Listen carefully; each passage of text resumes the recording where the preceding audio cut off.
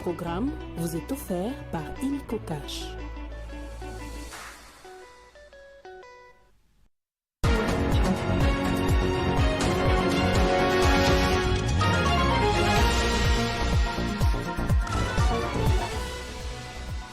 À la une de ce journal, au Sénat, la loi de finances a été adoptée à l'unanimité par les élus des élus. Le texte a été renvoyé à la commission économique et financière pour toilettage. Les détails dans ce journal. À Goma, la 34e région militaire a présenté à la presse une bande des présumés bandits et une arme de guerre type AK-47 retrouvée entre les mains des civils dans les camps des déplacés des Roussao. En territoire des Niragongo, les services de sécurité sont à la recherche de son propriétaire qui est en fuite. En Asie, le Parlement sud-coréen a voté la motion de destitution du président Yoon Suk après sa tentative ratée d'imposer la loi martiale le 3 décembre dernier. Le dernier mot revient désormais à la Cour constitutionnelle. Nouveau journal sur Télé 50, bienvenue à tous. L'Assemblée nationale s'approche lentement et sûrement de la clôture de la session parlementaire de septembre pour l'exercice 2024. À la séance plénière du vendredi, 2 matières ont été examinées, à savoir l'examen de 2 projets de loi d'habilitation du gouvernement et l'adoption du rapport synthèse des rapports des vacances parlementaires des élus nationaux. Suivez. Dans son mot précédant le débat, le speaker de la Chambre basse du Parlement, le professeur Vital Kamerhe, soucieux de ne pas bloquer la machine gouvernementale pendant que les représentants du peuple sont en vacances parlementaires, a précisé qu'il est nécessaire de doter le gouvernement de certaines lois d'habilitation pour les matières urgentes afin de lui permettre de prendre des décisions idoines pour le bon fonctionnement de la nation. Nous avons reçu du gouvernement plusieurs projets faisant l'objet de lois d'habilitation. Nous avons en même temps, en tant qu'Assemblée nationale, lu la Constitution. Et nous savons que la loi d'habilitation, l'Assemblée nationale l'adopte pour ne pas bloquer le gouvernement pendant les vacances parlementaires. Au cours de cette plénière, 2 projets de loi d'habilitation ont été examinés et adoptés après débat. Il s'agit notamment du projet de loi d'habilitation autorisant la ratification de la Convention sur l'enseignement technique et professionnel signée à Paris le 10 novembre 1989, porté par les ministres de la formation professionnelle Marc Ekila. Projet de loi d'habilitation sur la prorogation de l'état de siège sur une partie de la République, porté par le ministre d'État chargé de la Justice et garde des Sceaux, Maître Constant Moutamba. La plénière s'est ensuite penchée sur l'examen du rapport synthèse des rapports des vacances parlementaires des élus nationaux. À ce sujet, le président de la commission ad hoc a renseigné que seulement 40% des rapports ont été déposés dans le délai. Le Kasaï est la province qui a produit moins des rapports, soit un taux de 29%. De l'examen de ces différents rapports des vacances parlementaires effectués par les députés nationaux dans leurs fiefs respectifs, la commission a relevé les problèmes récurrents à toutes les provinces, entre autres l'absence de l'autorité de l'État, l'arrêt des travaux du programme de développement de 145 territoires initié par le chef de l'État, les tracasseries administratives et routières sur les axes d'intérêt général par les agents du ministère des Transports. Ces rapports sont assortis de plusieurs recommandations. Après les amendements des élus nationaux et l'adoption du rapport de la commission ad hoc par la plénière, le président de l'Assemblée nationale, Vital Kamerhe, a indiqué que toutes les recommandations formulées dans ces rapports seront envoyées aux institutions requises conformément à l'article 145 alinéa 6 du règlement intérieur de la Chambre basse du Parlement afin de permettre aux dirigeants de mieux appréhender les problèmes communs et particuliers observés dans différentes provinces du pays.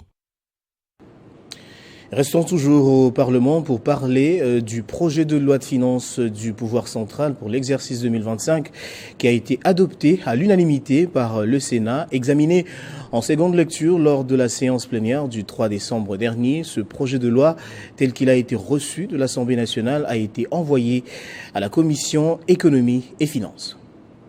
Ce projet de loi de finances, après ajustement par la commission ECOFIN du Sénat, est présenté en équilibre, en recettes et en dépenses à 51 133 milliards 596 821 082 francs congolais, soit une augmentation de 24% par rapport à la loi de finances 2024 et de 13,7% par rapport à la loi de finances rectificative. Étant donné les divergences entre le Sénat et l'Assemblée nationale, une commission mixte paritaire sera mise en place pour harmoniser les vues conformément à l'article 113 de la Constitution. Si aucun accord n'est trouvé, la version de l'Assemblée nationale prévaudra. Lors de la plénière, présidée par le speaker de la Chambre haute du Parlement, Jean-Michel Samalou Kondé, Célestin Vounabandi, président de la commission ECOFIN, a présenté les conclusions des travaux menés du 4 au 13 décembre. La sénatrice Vicky Katoumoua, rapporteure de la commission, a détaillé le contenu mettant en exergue des points essentiels tels que la répartition des ressources dans plusieurs secteurs et la rétrocession de 40% des recettes aux provinces. Sur 109 membres qui composent le Sénat, 76 membres ont pris part au vote, 75 membres ont voté oui, aucun membre n'a voté non, un membre a voté abstention. En conséquence, le Sénat vote le projet de loi de finances de l'exercice 2025. Le débat général, marqué par 10 interventions, a permis aux sénateurs de relever plusieurs incohérences, notamment dans les prévisions des dépenses, la fiscalisation de l'eau minérale et la gestion des ressources liées au code minier. Les recommandations formulées par les sénateurs ont été intégrées au texte avant son adoption finale. Et puis les mesures de circulation alternée à sens unique seront maintenues à Kinshasa. Ceci ressort du dernier Conseil des ministres. Ces dispositifs déjà en vigueur visent à fluidifier le trafic dans la capitale. Pour garantir leur application, une présence policière renforcée sera déployée, a annoncé Patrick Mouyaya, porte-parole du gouvernement, que je vous propose d'écouter. En ce qui concerne la problématique des embouteillages, le vice-premier ministre a présidé une réunion d'évaluation de la mesure des circulations alternées avec les ministres sectoriels et services concernés le mardi 10 décembre dernier dans son cabinet de travail. Il en ressort de l'observation faite que l'opération connaît une réussite partielle dans la partie ouest, notamment les avenues Tourisme et Ngouma, tandis que dans la partie est et dans les centres-villes à partir de Kitambo Magasin, les résultats sont mitigés.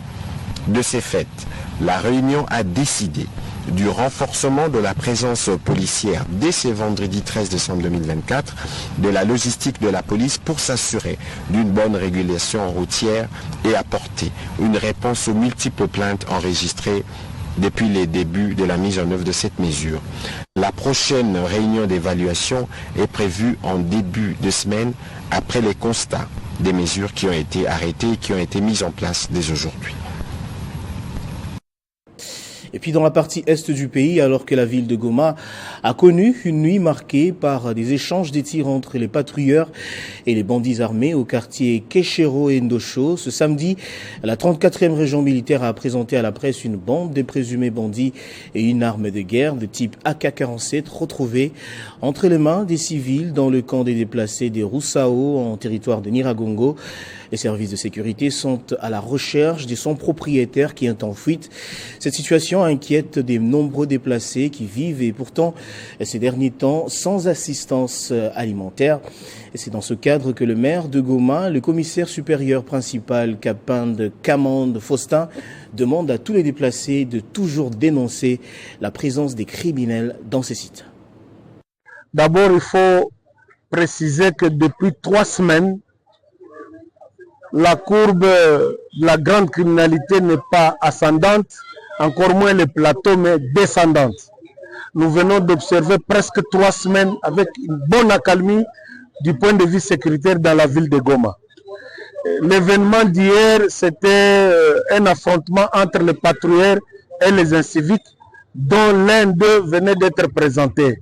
Je pense que les services d'ordre et de sécurité sont en train de nous produire un travail de qualité. Raison pour laquelle, tant soit peu, aujourd'hui, nous passons des nuits paisibles en dehors de cet événement isolé d'hier. Pour un petit mot de félicitations, nous avons un compatriote, M. Andera, voilà. Voilà un compatriote. Souvent on dit quoi? Qu'est-ce que l'État fait pour nous? Lui a pris la version contraire. Qu'est-ce que moi je peux faire pour l'État, pour mon gouvernement, pour ma ville de Goma, pour ma province du Nord Kivu? Il vient d'offrir, suite à cette bonne opération, un lot important de matériel logistique pour faciliter les opérations sur le terrain, en termes de Motorola, le matériel de communication, en termes de lampes torches. Voilà, nous avons présenté devant vous ici les criminels qui tentaient de déstabiliser la quiétude des déplacés de guerre dans Boulengo ou dans le Chagala. Vous avez vu même les armes saisies. Nous avons intensifié la patrouille et puis redynamisé le renseignement. C'est le fruit que nous avons aujourd'hui. Et puis le gouverneur du Sud Kivu, le professeur Jean-Jacques Pouroussi Sadiki, a présidé la cérémonie de validation politique du plan de développement provincial. Ce document servira de boussole dans la mise en œuvre du programme d'action du gouvernement provincial tel que présenté et approuvé par l'Assemblée provinciale. Amani Joseph pour ce reportage. Le Sud Kivu dispose désormais de son plan de développement provincial. Il a été validé politiquement par son gouverneur, le professeur Jean-Jacques Pouroussi Sadiki. Ce document de 60 pages, axé sur 5 piliers phares, a débouché sur 96 objectifs, 30 stratégies et 528 actions à mener pendant les 5 ans. Il servira également de boussole pour le gouvernement provincial dans la mise en œuvre de son programme d'action présenté à l'Assemblée provinciale. Il guidera également l'exécutif provincial dans toutes ses interventions, assurant une approche cohérente et structurée. Il s'inscrit dans l'ordre de priorité du président de la République, chef de l'État. Aujourd'hui, nous avons un plan de développement de la province qui vient d'être validé. Il s'agit de projets de reconstruction et de développement qui touchent les infrastructures, la reconstruction et la réhabilitation des infrastructures, qu'elles soient les routes nationales, mais aussi les routes secondaires, ainsi que les routes de dessert agricoles. Nous avons aussi des questions liées à la gouvernance. Nous allons renforcer la politique de redevabilité. Dans son discours de validation, le professeur Jean-Jacques Pouroussi Sadiki a souligné l'importance de ce plan pour l'avenir du Sud Kivu avant de rendre les hommages mérités au président de la République, Félix-Antoine Tshisekedi. Ces 5 piliers vont guider la province à la valorisation du capital humain, développement social et culturel, le renforcement de la bonne gouvernance, restauration de l'autorité de l'État et la consolidation de la paix. Pour financer tous ces plans, il y a 3 sources de financement. La première source, c'est le pouvoir central, à travers la rétrocession des 40% que nous demandons, que nous puissions récupérer cet argent à la source. Nous allons, pour ce faire, développer une politique de mobilisation des partenaires et bailleurs des fonds. Comment chercher l'argent? Ce n'est pas de la magie, c'est d'abord la bonne gouvernance, la lutte contre la fiscalité confiscatoire. Ce plan de développement provincial a été conçu à partir d'une analyse approfondie des besoins de la population. Il vise à relancer l'économie, améliorer les services sociaux de base et promouvoir un développement harmonieux entre les villes et les territoires de la province, c'est en quoi s'est félicité le ministre provincial du plan en sa qualité de coordonnateur des travaux. Le grand travail qui nous attend, tous en notre qualité de membres du gouvernement provincial, est celui de voir chacun s'approprier les actions prioritaires de son secteur dans ses plans de développement de province 2024-2028. C'est par la traditionnelle photo de famille que la cérémonie s'est clôturée. Poursuivons ce journal. Pendant ce temps, l'ASBL Dignité Humaine a organisé un atelier de formation à l'intention de la société civile congolaise, les institutions et la population en vue de lutter contre la corruption, notamment à travers le projet Tofungola Miso. Pour arriver à cette fin, une application a été mise en place pour intensifier la sensibilisation. Kinshasa, Congo central, Lualaba, Okatanga et les deux Kivu sont les 6 provinces choisies par l'ASBL La Dignité Humaine pour piloter les projets Tofungola Miso. Un projet qui vise à éveiller la conscience des autorités, de la société civile et de la population congolaise pour lutter contre les antivaleurs, notamment la corruption qui prend de l'ampleur en RDC. Il a fallu éveiller l'éveil des consciences et des autorités et de la société civile, mais nous ne pouvions pas le faire sans nos partenaires de la GIZ, la coopération allemande, qui nous ont fait la technicité nécessaire et même les finances pour y arriver. Cet atelier de formation était dédié également à la validation de l'application Tofungola Miso, qui est un outil conçu par l'ASBL d'unité humaine en vue de sensibiliser la population sur la lutte contre la corruption. Cet ASBL précise que l'application peut être utilisée par toute la population et les institutions du pays. Il y a des concepts qui ne sont pas familiers au public. Parce que même à la faculté de droit ou même dans la pratique, il y a des soucis énormes pour la compréhension de certaines infractions dans les domaines des finances. Cet atelier de formation a été organisé en étroite collaboration par l'ASBL d'unité humaine, la GIZ et la coopération allemande. La campagne de sensibilisation contre la corruption sera donc lancée le 23 décembre prochain. En France, après 9 jours de tractation, François Bayrou a été nommé Premier ministre par Emmanuel Macron. Il a entamé ce samedi des nouvelles consultations avec les différentes forces politiques en présence. Le nouveau patron de Matignon aura la mission de former un gouvernement capable de résister à la censure, une tâche qui s'annonce complexe étant donné la composition actuelle de l'Assemblée nationale. François Bayrou aura la lourde tâche de mettre en place un gouvernement capable de résister à la menace de censure d'une Assemblée nationale sans bloc majoritaire et de faire adopter un budget dont la France est pour l'instant privée pour 2025. Il succède à Michel Barnier, contraint de démissionner le 5 décembre dernier, après 3 mois seulement à son poste, à la suite d'un vote de censure historique à l'Assemblée nationale.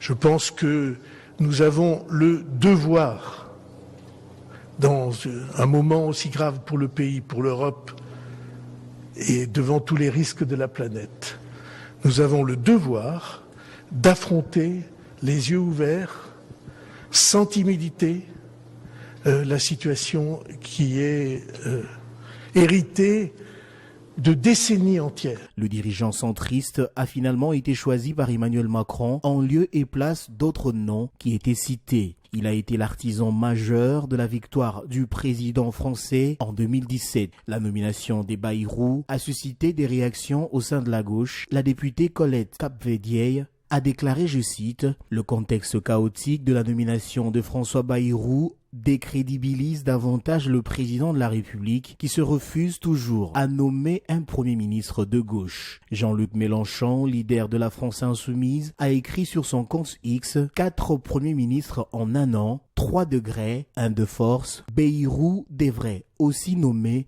un autre président. » Fin de citation. Le président français Emmanuel Macron, sans majorité absolue au Parlement et qui avait dissous l'Assemblée nationale en juillet dernier, compte sur la nomination du nouveau patron de Matignon afin de faire appliquer sa politique jusqu'à la fin de son mandat. Quittant l'Europe pour l'Asie, le Parlement sud-coréen a voté la motion de destitution du président Yoon Suk-yeol après sa tentative ratée d'imposer la loi martiale le 3 décembre dernier. Cette décision avait provoqué un séisme politique sur fond de désaccord sur le budget 2025 du pays. Le Parlement sud-coréen a destitué le président Yoon Suk-yeol hier vendredi 14 décembre. Une décision historique après un second vote marqué par la controverse En termes de motifs, son imposition de la loi martiale en début décembre, justifiée par une prétendue menace communiste. Une intervention de l'armée avait même tenté d'empêcher les députés de se réunir. Sa destitution a été votée de manière massive, 204 voix pour, 85 seulement contre, 3 abstentions et 8 bulletins nuls. La majorité nécessaire était de 200 sur 300 députés présents. Résultat annoncé sous les applaudissements de milliers des manifestants à Séoul, pro et anti-Yoon. Pour l'opposition, c'est une grande victoire. Une grande journée pour le peuple et la démocratie, a déclaré Park Klan-dae, leader du Parti démocrate. La loi martiale, selon lui, violait clairement la Constitution. Yoon Suk-yeol devient ainsi le 2e président destitué de l'histoire sud-coréenne après Park Geun-hye en 2017. La Cour constitutionnelle a 6 mois pour valider ou invalider cette destitution. Mais un blocage politique complique la tâche. Seuls 6 juges siègent actuellement. Verdict attendu à l'unanimité dans tout le pays. En cas de confirmation de la destitution, l'élection présidentielle anticipée devra se tenir sous 60 jours. En sport, pour terminer, 2 clubs congolais vont jouer ce week-end pour le compte de la Ligue des champions de la CAF. Il s'agit de Mazembe qui va recevoir tout à l'heure Young Africa de la Tanzanie à Lubumbashi en match comptant pour la 3e journée. Ce sera la bataille de 2 équipes qui ont perdu leur match de la 2e journée. Puis à Kinshasa, Maniema Union qui a résisté face au Raja de Casablanca accordera son hospitalité à l'AS FAR Rabat du Maroc. Ce match s'annonce très ouvert et les coachs des 2 équipes ont promis de faire des résultats positifs. On écoute tour à tour Papi Kimoto et Hubert Velud, respectivement coach de Maniema Union et FAR Rabat, au micro de Christian Bokaya. Le plus dur d'abord reste à faire parce que on a 2 points seulement d'écart avec le premier, nous et Mamelodi. On est conscient aussi que si on gagne demain, on peut se retrouver en première place. Ça dépend aussi des résultats de Mamelodi de l'autre côté en Afrique du Sud. On est conscient. Pour ces faits, on a mis tous les batteries en œuvre. On a travaillé tout au long de la semaine avec beaucoup de sérieux, surtout sur le plan qui n'a pas encore marché jusqu'à aujourd'hui. Et j'ose croire que demain, tout ira bien. Et bien sûr, les matchs préparent les entraînements et les entraînements préparent les matchs. Tous les matchs servent quand même à quelque chose. Quels que soient les résultats, parce qu'il n'y a pas une équipe parfaite au monde. Après un match, il faut faire des analyses, trouver ce qui n'a pas été et préparer ça pendant les entraînements. Et les entraînements préparent les matchs. J'ai souvent l'habitude de dire les plus durs sont les entraînements et on joue comme on s'entraîne. Donc on a eu suffisamment de points faibles qu'on pouvait faire mieux contre Raja, mais on n'a pas fait. On est conscient qu'on a encaissé tôt dans le match, ça les a permis de rester derrière et de jouer la montre. Et tout ça, on est conscient. Bon, déjà, je pense que Maniema a prouvé depuis le début de la compétition qu'il n'était pas un petit poussé. Ils ont prouvé par leurs 2 premiers matchs qu'ils sont là, qu'ils sont dans la bagarre avec tout le monde. C'est une bonne équipe. Donc ça serait suicidaire de notre part de les prendre pour un petit pousset, parce que ce n'est pas le cas du tout. Ce que je dis, c'est factuel. Hein. On les a observés, on les respecte beaucoup. Ils ont fait 2 bons matchs, nous aussi. Donc ça risque d'être un match très serré et très, très disputé. On va prendre les rappels des titres à présent. Au Sénat, la loi de finances a été adoptée à l'unanimité par les élus des élus. Le texte a été renvoyé ensuite à la Commission économique et financière pour toilettage. Vous avez suivi les détails dans ce journal. À Goma, la 34e région militaire a présenté à la presse une bande des présumés bandits et une armée de guerre de type AK-47 retrouvée entre les mains des civils dans les camps des déplacés des Roussao en territoire des Niragongo. Les services de sécurité sont à la recherche de son propriétaire qui est en fuite. En Asie, le Parlement sud-coréen a voté la motion de destitution du président Yoon Suk après sa tentative ratée d'imposer la loi martiale le 3 décembre dernier. Le dernier mot revient désormais à la Cour constitutionnelle. Voilà. Voilà qui boucle complètement ce journal, madame et messieurs. Je vous remercie de l'avoir suivi partout dans le monde grâce à Télé 50.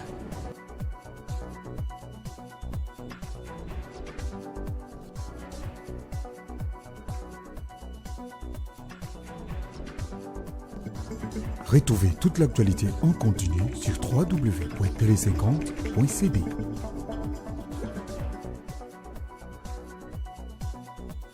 Ce programme vous a été offert par Illico Cash.